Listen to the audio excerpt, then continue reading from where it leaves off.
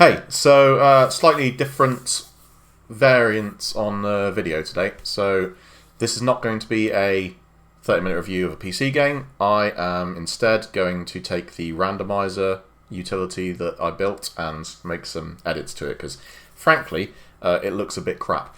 I had a colleague from work who's got eyes on it, and he pointed out quite correctly that this looks like a thing that a back-end developer made, which, yeah, he's right.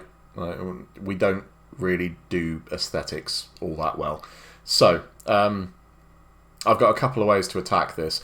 Before I get onto the aesthetic stuff, I want to also do something with the randomizer, so we'll get onto that first, and I'll explain as I go. So let me switch over to... There we go. So this is my VS Code code editor. There's probably be helpful if I zoomed in a bit.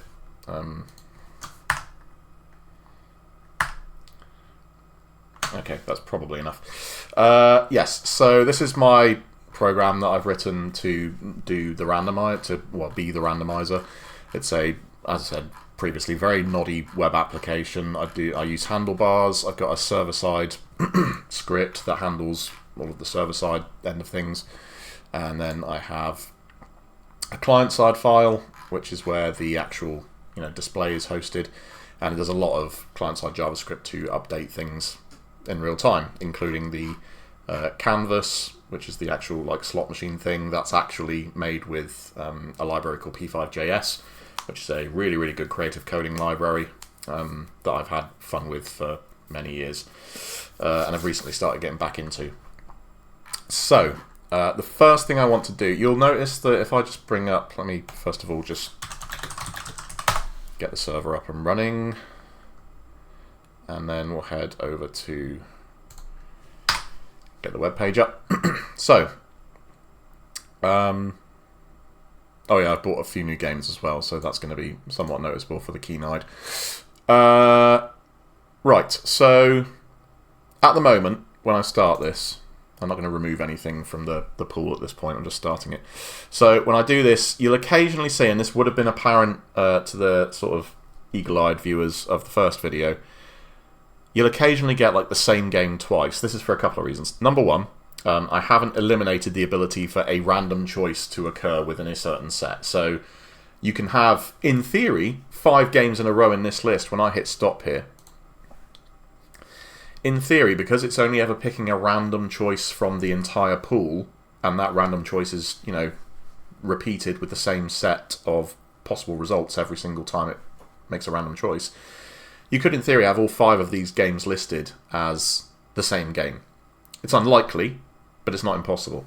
However, as you would have seen when we landed on Desolate in episode 1, as it crawled down, it hit Desolate, went past it, and then about 4 or 5 games up, hit Desolate again. This is not pure coincidence. This is down to the fact that, and any software developers will know this, in any programming language, random is not really all that random. It's really not that good at all. In fact, if I just run over to here and just say programming randomness, most computer programming languages include functions or library routines that provide random number generators. They are often designed to provide a random byte or word, or a floating point and uniformly distributed between number 1. Let's have a look at this one quickly. Can a computer truly generate a random number? So not all randomness is pseudo, so it's going to talk about pseudo randomness up here somewhere, which is what I'm really getting at. So, for example, if you do want to do a random sampling of a large set of data, you'll need numbers to feed into the program so that the samples are more or less evenly distributed. Using pseudo-random numbers, which is what you get, is perfectly acceptable in this case because there's no quantitative advantage in the degree of randomness. Similarly, a CD player in random mode is probably really playing in pseudo-random mode with a pattern that is discernible if you listen carefully enough. Pseudo-random basically means it seems random to the layman, but it is actually not all that random under the hood. It tends to it grabs a massive set, and in my set of 1,000, that might be a set of about 300, and it'll kind of bias towards picking those over the rest of it for a while, and then it will change where that sort of pseudo randomness occurs. So I'm not going to get into programming languages and their inherent flaws with randomness, and let's just say maths in general. But yes, it's a problem, a known problem. It's not a massive problem for me here. Like, ultimately, I'm just trying to pick a random game. It doesn't really matter all that much if it happens. But watching back that first video, it really irked me for reasons that I can't be asked to get into. Let's just call it, like, you know, I'm not actually OCD, but there's a little bit OCD. So what I've programmed in previously, and I commented it out because I didn't know if I wanted to use it or not, was a way to take all of the picks that have happened and remove them from a current game pool. So you've got the total game pool, which is the total number of games eligible for selection, and I've now got an identical array that starts off when the page renders, which will then, as games get picked, that will be the array that gets chopped and chopped and chopped. So every time something gets picked, it'll be removed from the potential pool in the current game pool. So you can see here that if so effectively we're going to grab the whole games array, it becomes the current game pool, and then as we go down,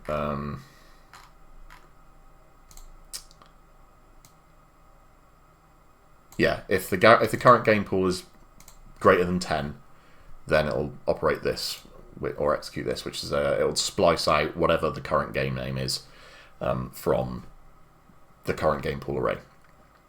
I may not be explaining this very well, I'm not sure, but we'll go down and down and down and down and down in possible numbers. We won't have any repeating games up to that point. That's the really crucial point here, is no game will repeat, so it'll be a completely random list all the way down until we get to about 10 games left in the total pool, and then once it hits 10 games, as stated here, it'll refresh the entire pool. So everything goes back up to start, and it'll carry on counting down again. So if I turn that on, just uncomment this. So I save that and go back to my browser, hit that refresh. So at this point, it'll be difficult to tell, but there will be no repetitions here until it's got through well over 1,172 games. Once it gets to that number that has been listed, it will completely refresh the list, again start picking randomly from it. So it's a lot more random than it used to be. Again, this isn't a big issue, really. This isn't what we would in the software industry call a blocker, but I just prefer it this way, if I'm honest. So that's great, and we can actually see this in operation. So if I'm just going to pull that to a stop for a minute. Let's go back to here. So what I could do is just, I've got some things that are written down as displays anyway up here. So if I write a quick P, and then we've got games remaining in the pool. Let's do games remaining in the current pool.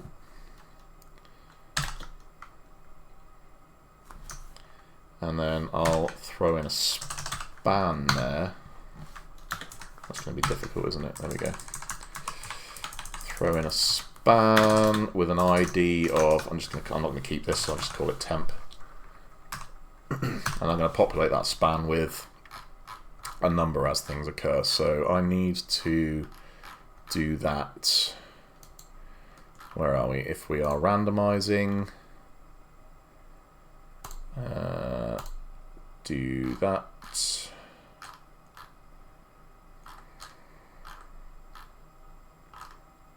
Where's the best place to put this? I'm going to do it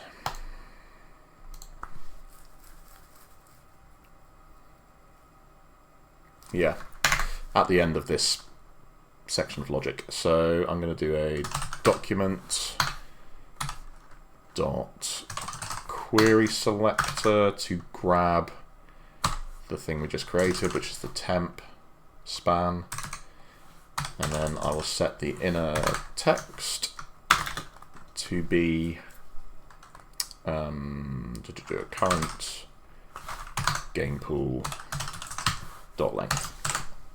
Cool. So if I go back and refresh that now, the loop hasn't started yet. We haven't got a randomizer going, so it won't display anything. But as soon as I hit start, that should, in theory, give us a total number of games, and it'll start smashing through them and telling us how many are left in the current random selection pool. And then as soon as we get down to 10 left, which will be obviously off the top of the canvas here because you can't fit 10 games in this little section, so they'll be up here somewhere in reality. As soon as it gets down to 10 left, it'll completely refill it all with the original batch, and as a viewer, you'll never notice the difference. So if we hit start, there we go. So the games are now piping down. And the total number of games that we can randomly pick from is getting smaller and smaller and smaller, down to 500, 400 games now. And then as soon as that gets down to 10, it should completely refresh the pool again, thus giving the user the impression that we're just getting a permanent list, never-ending list of random games which never get repeated. There's a possibility, obviously I do this when it hits 10, so there's a possibility that once that pool refreshes, you could get a within 10 kind of margin for error. You could get some repetition, but it's highly unlikely. So, with that being done, and I haven't exactly, this has been done on the fly, so I haven't exactly tested this in earnest, but that should be where I'm not seeing any doubles here. But yeah, I think that's good enough. Right, so we'll hit stop there. Cube 2. Never played that game, but that is not one of my true picks anyway. Right, so let's go back to here. So that's done. Next up, I need to make this look pretty. So to do that, I'm going to use a library I have not used in many years, but I really used to enjoy, which is called Materialize CSS. And this gives you it follows material design principles, which is what kind of Google is famous for. So if you look at this page, you may think this looks a bit googly, and that's because Google uses material design as its kind of user interface pattern. So I'm going to go to Get Started, and I'm going to need to grab a couple of these. So let's grab the CDN, because I can't be asked installing it locally.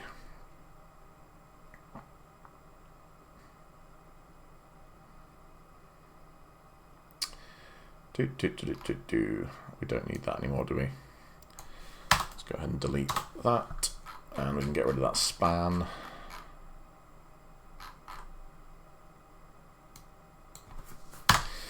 Cool.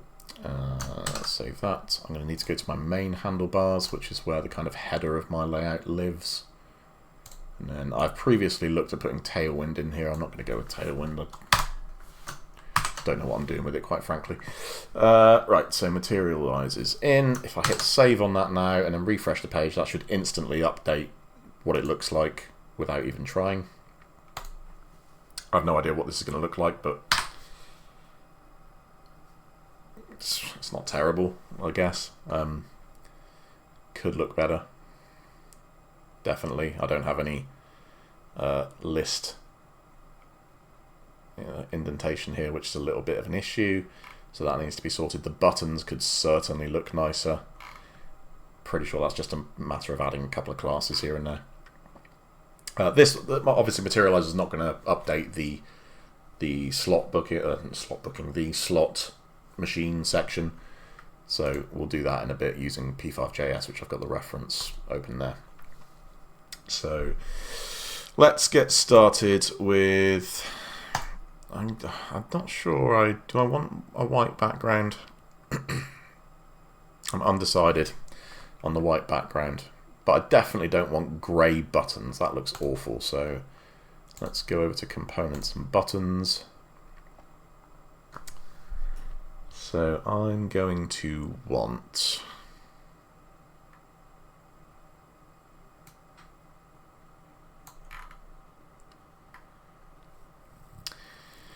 right, what have we got here? Button, class button, waves effect, waves light. So that does, okay, some fancy little animation stuff there. That's fine. I do want a large button, so I'm going to go btn large. Let's give it one of those classes. So this is for this lot. So I'll bang that in there and there and double that up. And button large. So that should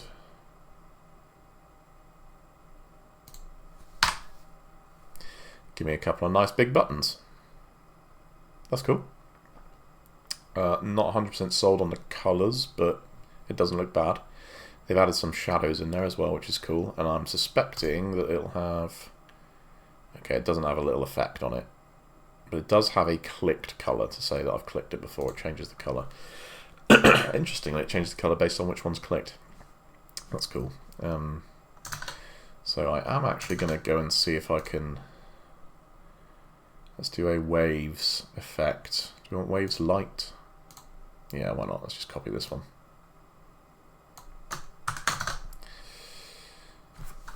Smash that in there.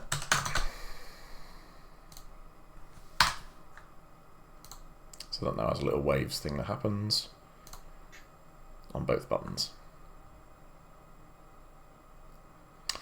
Cool, okay. I'm going to do a similar thing down here for game to remove.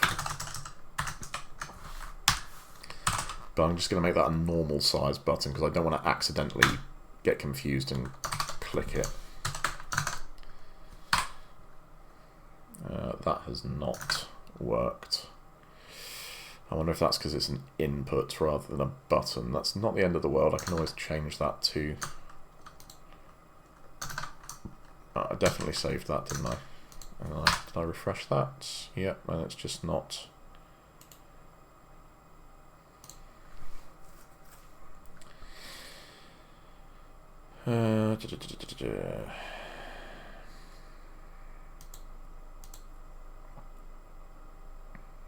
Yeah, obviously it doesn't get a... Alright, that's fine. Let's change that to be a button. I can't imagine why that wouldn't still work.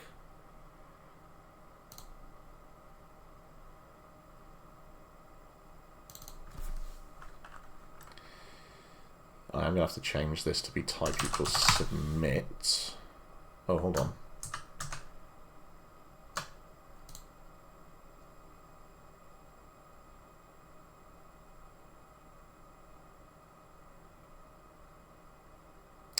I've been a fool!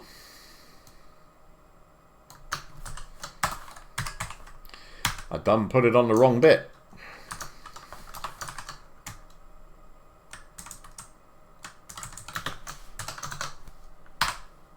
There we go.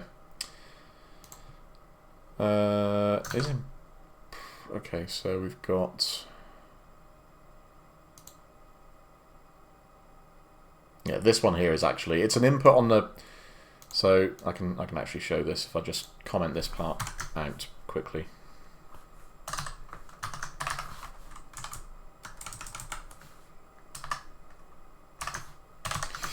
So if I save that, so what that is, oh, it's changed because it's immaterialized now. But this is a text field that when I hit start and then stop, as soon as it picks the game.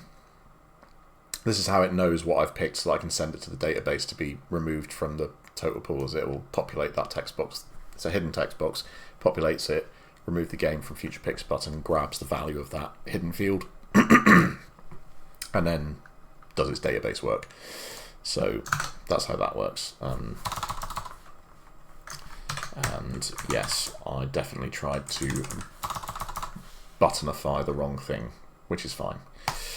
Lesson learned.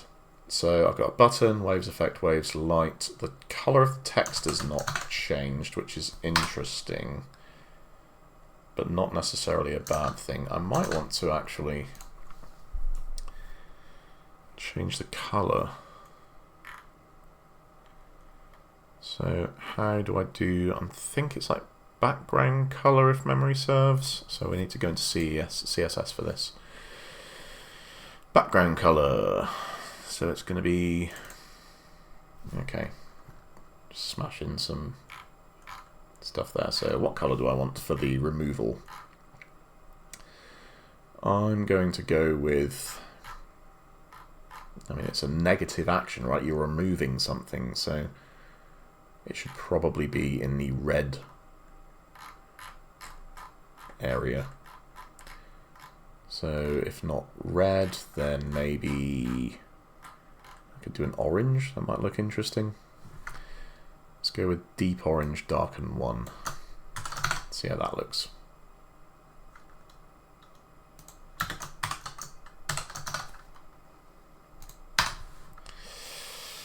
It's fine. Could probably do with that text changing colour though. How do we change colour of text?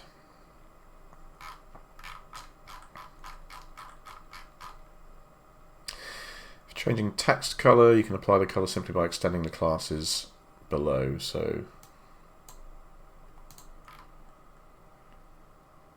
blue text, okay. So I just want to go white text. Oh, that didn't work.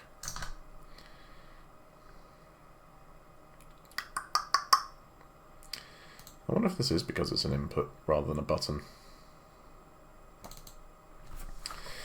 Let's change you to be a button and see what happens. It'll be a type of equals submit, yes. You won't need a value anymore.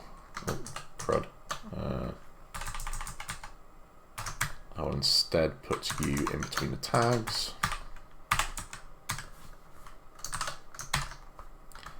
Slash button. There we go. Working as intended. I'm not sure about the orange and the teal. That's a contrast I don't particularly care for. Maybe orange is not the way. Maybe red is the way. But what kind of red? That's the question. Red darken 3.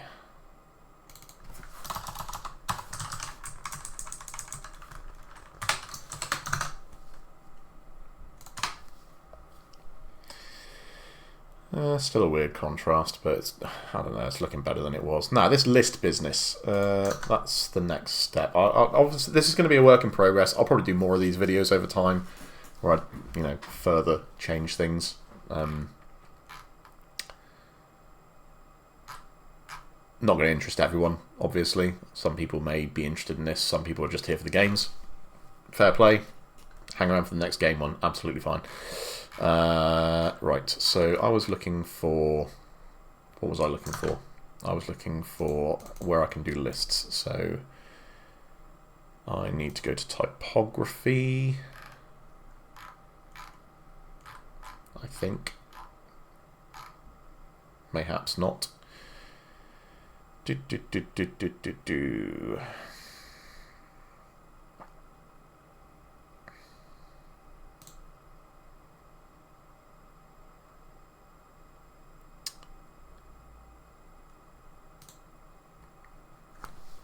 Okay, so it looks like they do collections in material rather than your standard list items. That's fine, I guess. I don't know, it's not exactly what I was after. I do kind of just want it to be a list. I might have to force a thing on this. Right.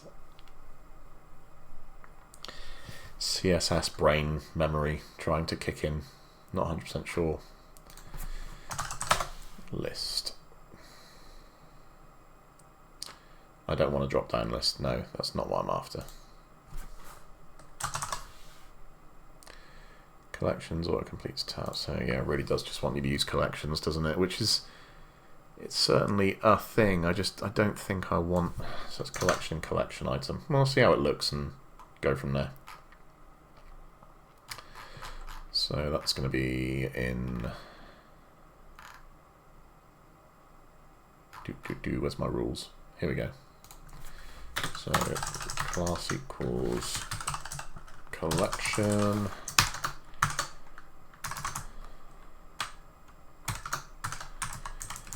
And then I need to go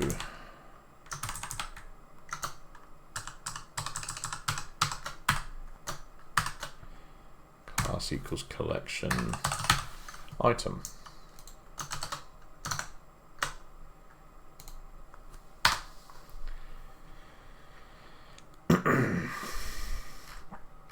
It's all starting to get very big. I don't need it to be that big. I don't think a collection is really what I'm after, to be honest.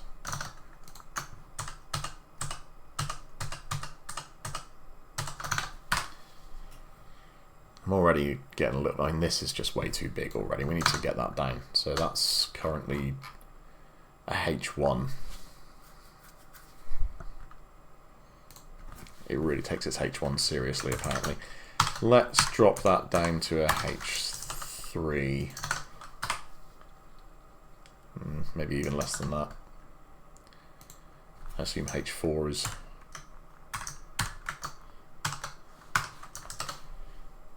completely achievable. It's better. Total number of games remaining in the pool. Rules, and then we want this to have bullet points. So I need to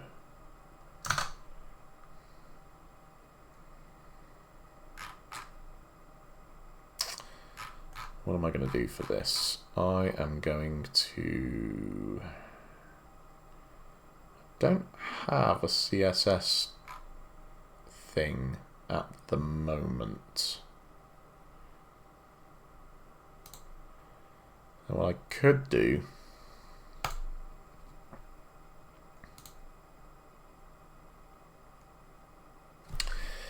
if in case it's not noticeable already, I'm not a particularly competent front-end developer, so I'm actually struggling to remember where I even would put style tags. I think it's probably fine in the header. And then I'm just going to say that I want list items to be list style type disk.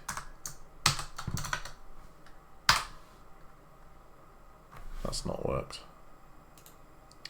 I wonder if Materialize is trying to... Yes, it is overwriting it. If I were to turn that on, we would get disks, presumably. Can I give that an important classification? Still ain't working. Okay, I'm giving up on the list stuff for now. That's really annoying. It seems Materialize is just very intent. It's going to overwrite anything I try and add to it, unless I'm doing something completely wrong. Again, not a front-end developer by trade, so could be doing something completely wrong. I'll look into that at another time. Right now, this is all very over to the left. That is the other thing that's doing my nut in. So I need to go to Materialize again and look about how we do the grid, its grid system. So we're going to start off with a div that is a container. So let's put everything in a container. That would be very useful. So I'm just going to, for the sake of simplicity, I'm just going to put everything in a container.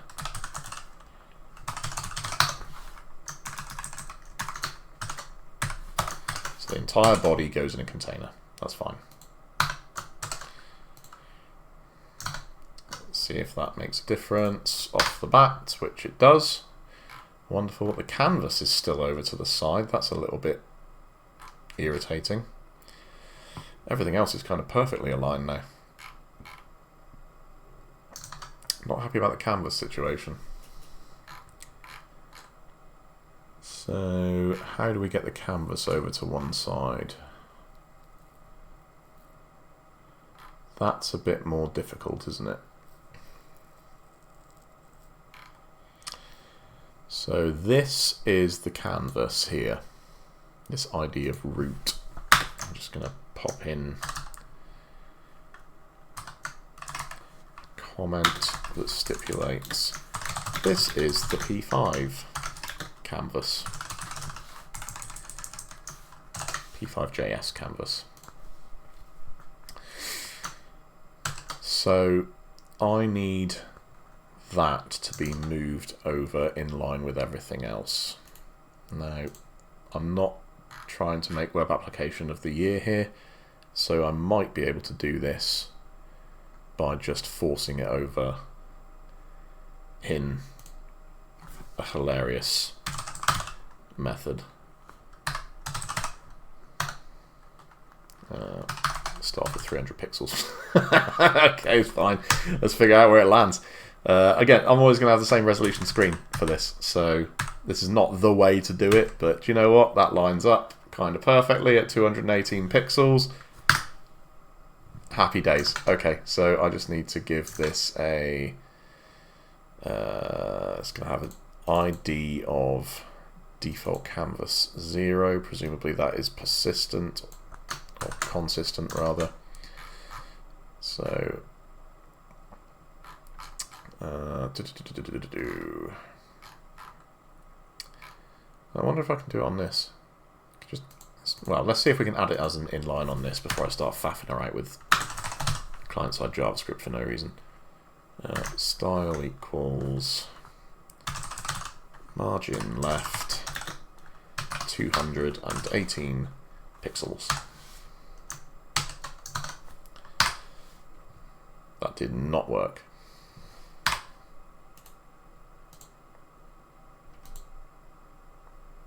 So having none of it. Oh, I see. So we got a main under the so P5 must create a new main thing that it dumps the canvas into. So no matter where this is in your markup, it will always appear at the bottom. I guess that makes sense, given that I've got things underneath it here and there above it in the markup. Hadn't occurred to me before, to be honest.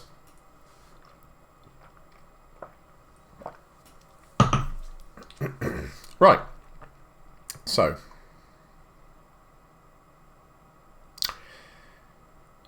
That's interesting. How's about I go up to... have that away.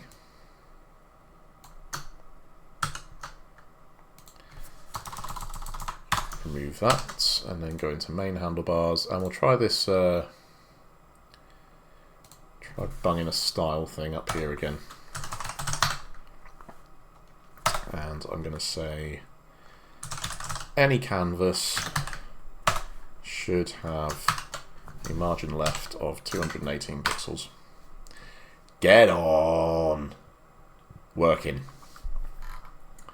Doesn't have to be perfect. I'm happy with that. Now, this is still very vertical, which admittedly comes from the fact that I've made these buttons massive for the most part. If they weren't so massive, then we wouldn't have as much of an issue with that.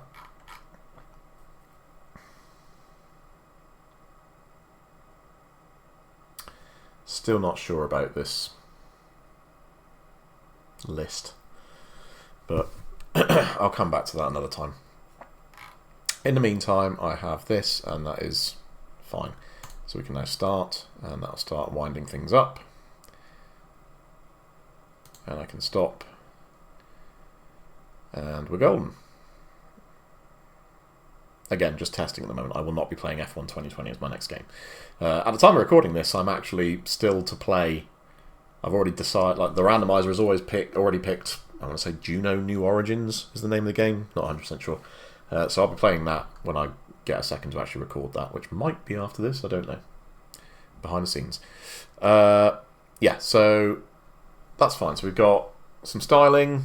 Looks a little bit nicer, doesn't look quite as developer-y, still needs a lot of work, but other times. And now I'm going to... Well, I could do something fun with the canvas, I suppose. We have got the P5 reference up, which I may or may not need. So it's got a really boring grey background. So the first thing I could do is, with my background, give that a more interesting colour. What is an interesting colour? Let's go to flat UI colours.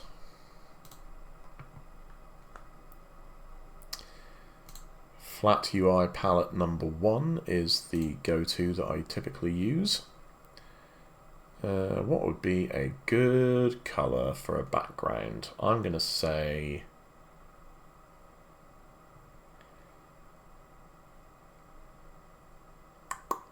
I mean, wet asphalt seems good.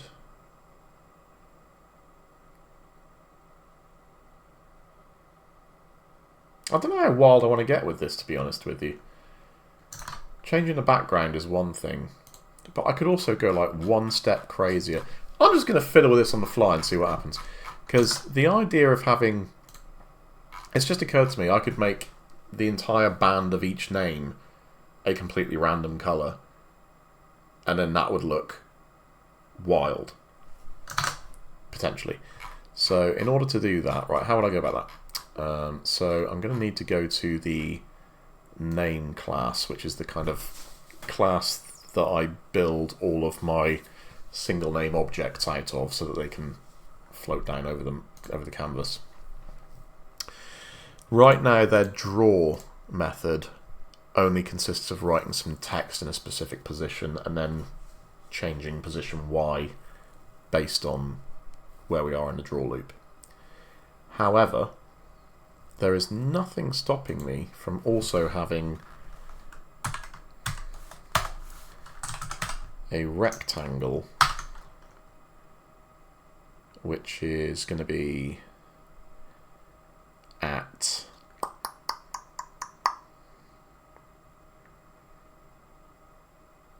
it's going to start at 0, go to this.posy. I think that's where it would start. No, you probably want...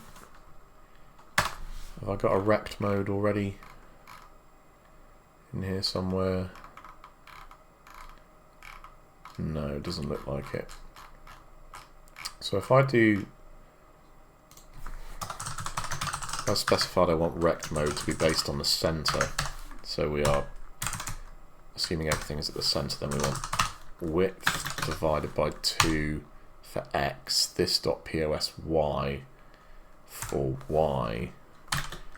And then in terms of size of the rectangle, we want it to be width and how big do I have these zones already? So selection top line, selection bottom line, is that what I want? Draw lines for the winning game. Yes, so that is what I want. So okay, so when we draw it, we adjust. So this is the base size for where the selection lines hit. But we don't use that to draw the lines because how best to explain this? In order to capture the game and get the whole thing to sort of slot into the middle, so it grabs the closest thing to the center and drags it either up or down to bring everything central when the roulette comes to a stop. We need a range in the y-axis to work with. So that is that range, but the range is bigger than what the actual selection looks like in the display, which is why I adjust it slightly there. So this is a 60 pixel difference, and this adds an additional 10 in each direction. No, subtracts 10 in each direction. So we want a 40 pixel difference, I think. So this .posy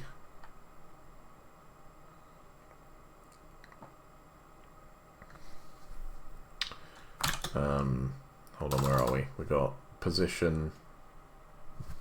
Oops. didn't want that there. So we've got position is width over 2 this.posy, that's the position that the rectangle is going to render at, and then the rectangle will be sized as width of the canvas and a height of, I'm going to say 40 pixels. Let's see what that looks like first and foremost.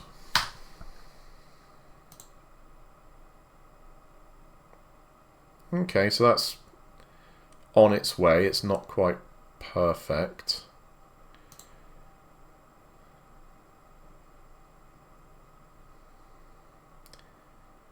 And obviously we have a situation where the static display lines are now being completely overwritten by all of these rectangles, so they need to render first.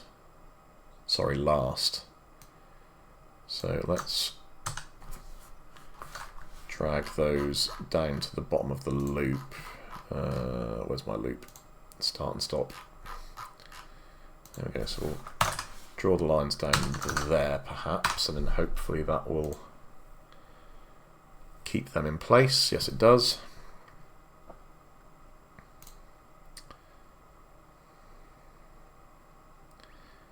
And then that should do that. Okay, so this is off slightly. I think probably by the 10 pixels that I've adjusted for, so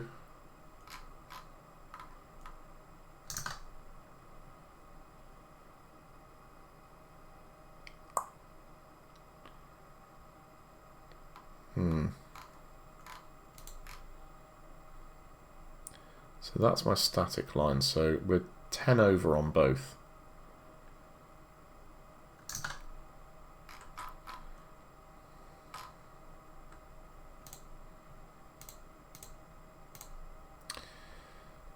So I need to move position Y to this.posy minus 10, I want to say. And hopefully... Yep, okay, that's perfect. Cool. Now, the problem here, of course, is that all of these rectangles are taking up the the exact line, so you can't really differentiate to where the winning line is. We'll sort that out in a moment. Possibly right now, in fact, by doing a no stroke on there. Now, is that going to affect... No, because the lines shouldn't be affected by no stroke, or are they? They are affected by no stroke. Okay. So I need to pull stroke back in before I draw the lines.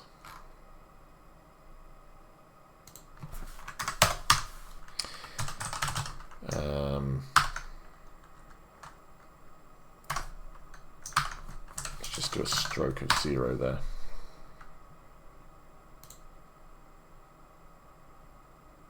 Cool.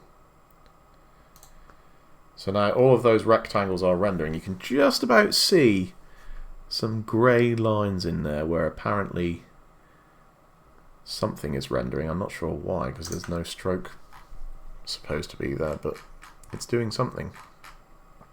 I'm not going to worry about that too much right now, because I'm about to go mad. Let's, as part of the constructor... maybe not as part of the constructor. Maybe we just do a...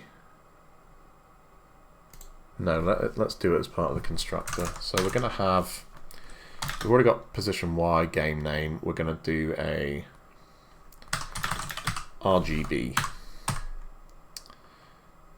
So I will then do a start R equals R, this dot G equals G, this dot B equals B. And then we are going to do a fill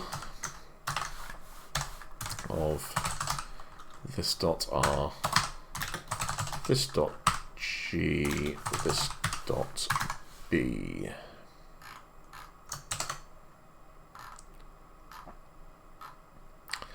Fingers crossed. I don't know. Yeah, depending on where this is in the loop, it might make everything go wild. But we'll cross that bridge when we come to it. This is the fun of live dev.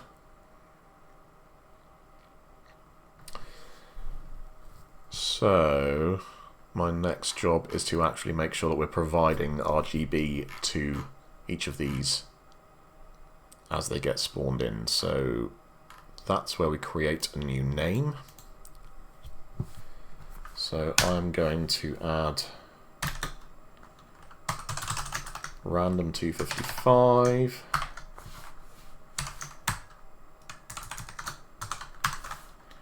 Random 255, random 255. So that should give us a completely random colour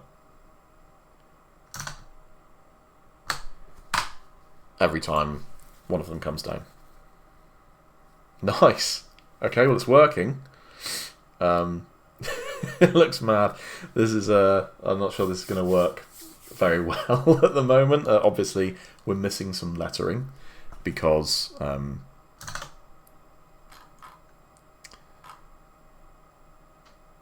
why are we missing the lettering? The rectangle comes first in the loop. The text then goes there.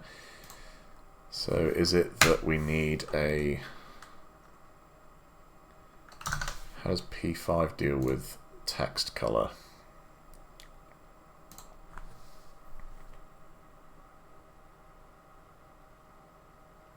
It's not part of text. Okay. So it's probably a stroke, I want to say, or is it a fill? I don't know. Let's try adding a stroke of 255, which would be white. Oh, that's the wrong page.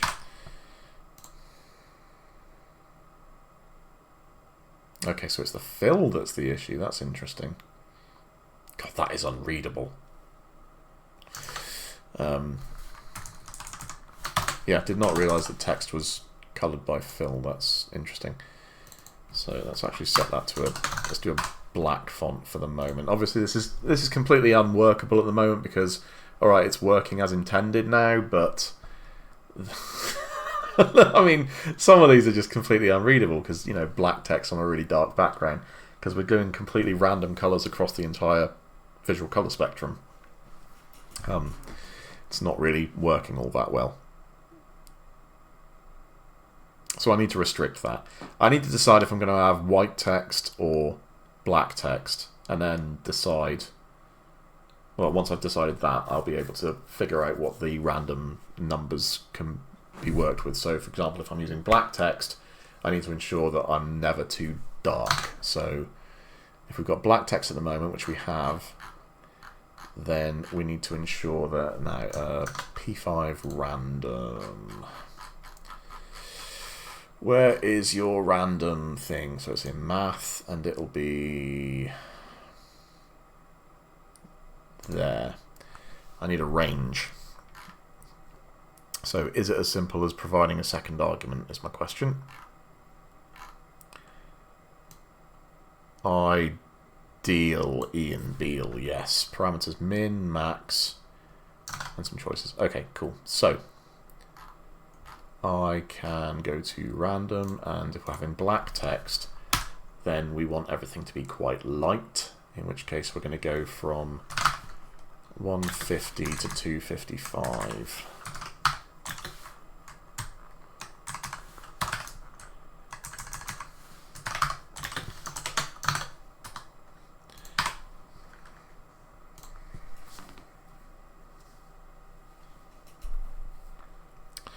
So everything is readable now. I don't think it looks good.